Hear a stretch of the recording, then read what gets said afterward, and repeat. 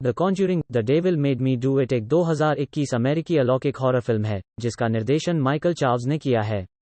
यह the Conjuring 2 की अगली कड़ी है और द कॉन्ज्यूरिंग यूनिवर्स में 8वीं किस्त है। वान और पीटर सफ्रान फिल्म का निर्माण करने के लिए लौटते हैं। पैट्रिक विल्सन और वेरा फार्मिगा ने असामान्य जांचकर्ताओं और लेखक एड और लोरेन वारेन के रूप में अपनी भूमिकाओं को फिर से निभाया, जिसमें रूएरी ओ कॉनर, सारा कैथरीन हुक और जूलियन हिलियार्ड भी अभिनय कर रहे हैं। यह फिल्म 26 मई 2021 को यूनाइटेड किंगडम में और 4 जून 2021 को यूनाइटेड स्टेट्स में रिलीज हुई थी।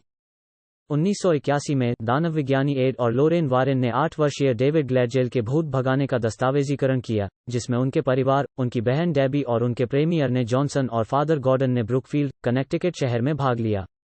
भूत भगाने के दौरान अर्ने ने जॉनसन ने दानव को डेविड के बजाय अपने शरीर में प्रवेश करने के लिए आमंत्रित किया। एड ने दानव को डेविड के शरीर से आर्ने तक ले जाते हुए देखा, जबकि वो दिल का दौरा पड़ने से पीड़ित है और उसे बेहोशी की स्थिति में अस्पताल ले जाया जाता है। एड अस्पताल में उठता है और लोरेन को बताता है कि उसने दानव को अर्ने के शरीर में प्रवेश करते देखा है। वो पुलिस को ग्लेडसेल परिवार में भेजती है और उन्हें चेतावनी देती है कि वहां एक त्रासदी होगी। अर्ने और डेबी एक केनेल के ऊपर स्थित अपने अपार्टमेंट में लौटते हैं जहां डेबी काम करती है। अस्वस्थ महसूस करने के बाद अर्ने ने अपने जमींदार ब्रूनो शाउल को राक्षसी कब्जे के प्रभाव में 22 बार छुरा घोंपकर हत्या कर दी। वॉरेन्स के समर्थन से उनका मामला बचाव के रूप में राक्षसी कब्जे का दावा करने वाला पहला अमेरिकी हत्या का मुकदमा बन गया, जिसके परिणामस्वरूप डेविड के मूल कब्जे की जांच शुरू हुई। वॉरेन्स को बाद में पता चलता है कि एक चुड़ैल के कुलदेवता के माध्यम से पारित एक शैतानी अभिशाप और एक पूर्व पुजारी कस्टनर से मिलते हैं, जो पहले रामपंथ के शिष्यों से निपटते थे। वो उन्हें बताता है कि एक तांत्रिक ने जानबूझकर कुलदेवता को छोड़ दिया था, जिसके परिणामस्वरूप ग्लेडसेल्स पर एक अभिशाप का निर्माण हुआ, जिससे डेविड का अधिकार हो गया। वॉरेन केटी लिंकन की मौत की जांच के लिए डेनवर, मैसाचुसेट्स की यात्रा करते हैं, जिसे 22 बार चाकू से मारा गया था। जासूसों को केटी की दोस्त जेसिका के घर पर एक टोटेम मिला था, जो लापता है। लोरेन ने हत्या को फिर से बनाने के लिए एक दृष्टि शुरू की और पता चला कि जेसिका ने केटी को राक्षसी कब्जे के प्रभाव में चाकू मार दिया था, एक चट्टान से उसकी मौत के लिए कूदने से पहले, जो जासूसों को उसके शरीर को पुनर्प्राप्त करने की अनुमति देता है। वॉरेन्स अंतिम संस्कार गृह की यात्रा करते हैं जहां उसका शरीर आराम करता है और लोरेन तांत्रिक के स्थान को खोजने में मदद करने के लिए लाश के हाथ को छूता है। लोरेन एक दृष्टि में तांत्रिक को अर्ने को खुद को मारने का प्रयास करते हुए देखता है, लेकिन उसे समय पर रोक देता है।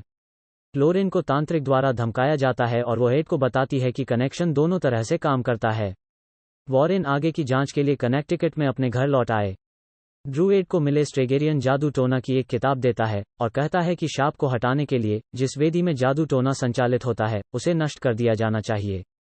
जब उन्हें पता चलता है कि केटी ने पास के फेयरफील्ड विश्वविद्यालय में भाग लिया है, तो वे यह मानने लगते हैं कि तांत्रिक क्षेत्र में काम कर रहा है।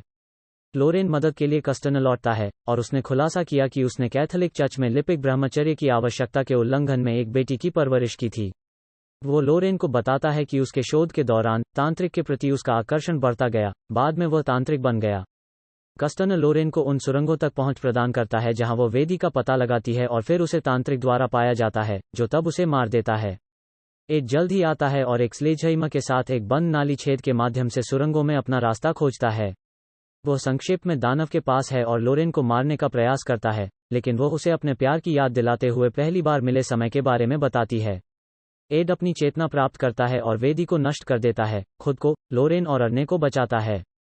तांत्रिक अपनी टूटी हुई वेदी पर आता है, केवल उस राक्षस द्वारा मारे जाने के लिए जिसे उसने बुलाया था, शाप को पूरा करने में विफल रहने के बाद।